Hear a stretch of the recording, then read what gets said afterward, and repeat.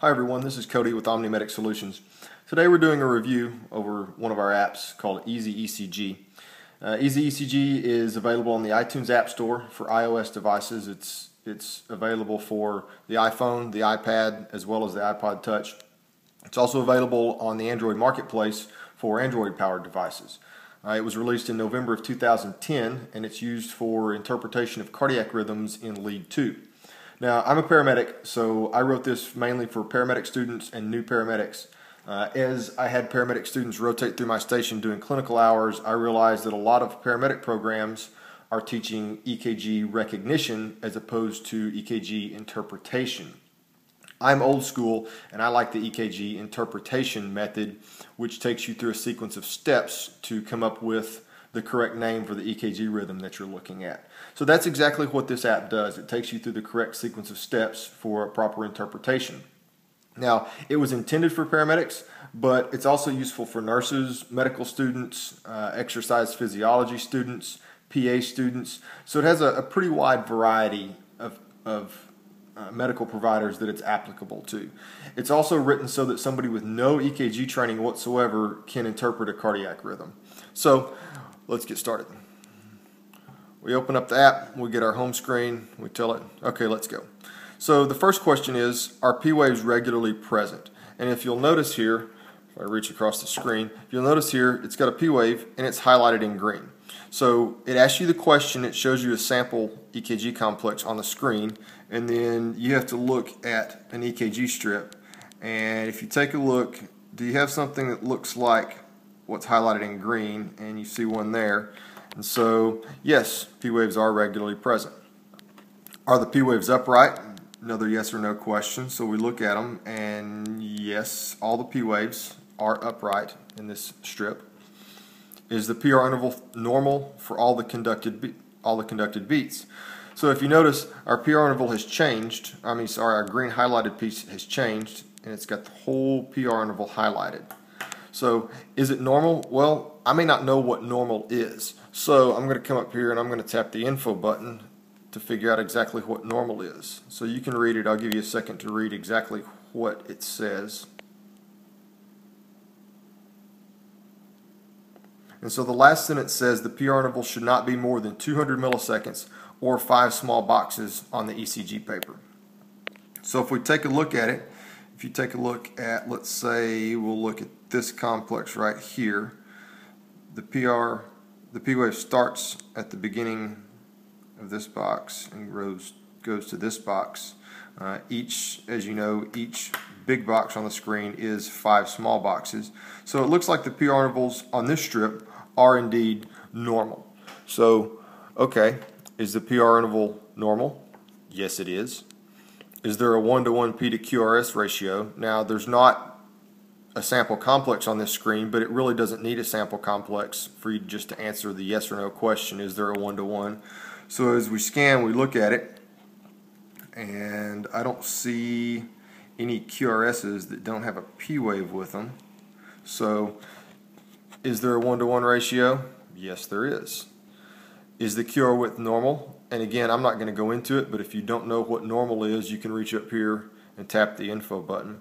So as we look at this sample strip, yep, QRS width is in fact normal on this strip. Are there ectopic beats? No, there are not on this strip.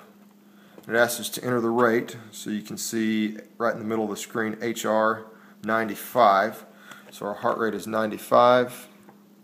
We're going to tell it accept, and it tells us that this is a sinus rhythm originating in the sinus node, so on and so forth.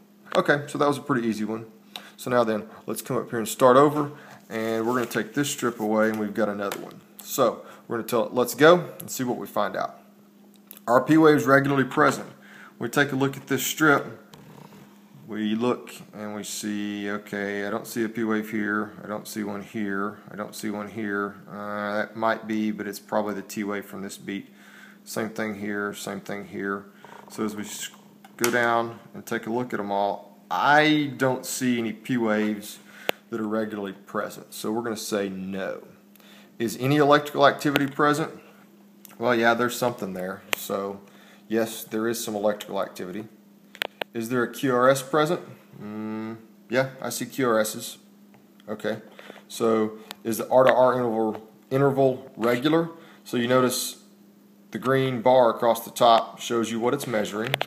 So if we measure all of these, we take a quick look at them, it's asking, is here to here the same as the distance from here to here, and here to here, and this one to this one, and this one to this one. And as a matter of fact, it's not. Okay, alright, so let's enter our rate. And for this one, we've got a heart rate, again, right in the middle of the screen of 110. And so it tells you that we're in atrial fibrillation. Okay, so those two are both fairly easily interpreted. So we'll tell it okay. So we've got one more to take a look at. So we're going to tell it to start over, and let's go. Are P waves regularly present? Okay, so looking here, and I see a P wave, and I see a P wave here, and I'm not sure if there's one here, but there's one here. There's a P wave here.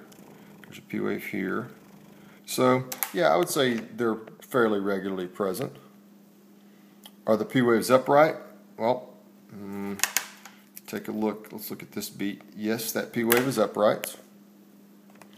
Is the PR interval normal? We've already gone through what normal is, but you can examine it for yourself on your own strip to determine if it's normal. So yes, it is. Is there a 1-to-1? Yes, there is.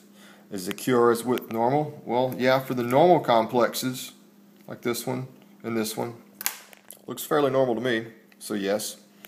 Are there ectopic beats? Ooh, what are ectopic beats? Those are the beats that are the funny looking things on this one that are in the middle. So, as a matter of fact, yes, there are ectopic beats. Do the ectopic beats have P waves? Well, you see, it's asking you, does it have one of those? And, I think that's probably the T wave that goes with that QRS. And same thing with that one. Not really sure, so no. Is the QRS narrow? Again, if you're not sure what narrow is, you can come up here to your info button. So for those ectopic beats, no, the QRS is not narrow. Does each ectopic beat look the same? So keep in mind that on this strip, the top is lead 2 and the bottom is lead 1. It's not asking if lead 2 and lead 1 look the same, because those aren't going to, because obviously lead 2 and lead 1 look at the heart from two different angles and they're going to see things a little bit differently. So it's asking, does each ectopic beat in the same lead look the same? So does this guy look the same as this one? And do those look the same as this one? And do those look the same as this one? And so yeah, they pretty much do. They don't look exactly identical, but this one and this one look a lot more alike than this one and this one. That's what it's asking. So does each ectopic beat look the same? Yes, it does. Okay, what's our rate? Let's see, our heart rate is 110 as it shows there. So we're going to enter our rate of 110. And it's going to tell us we have sinus tachycardia with unifocal PVCs. Gives you a little bit of an explanation there. And if you take a look, it looks like we do in fact have sinus tach with some unifocal PVCs. Alright, so there's your explanation and your overview of EasyECG.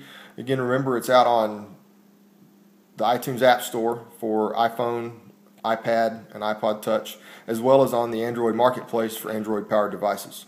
Thanks for watching. Have a great day.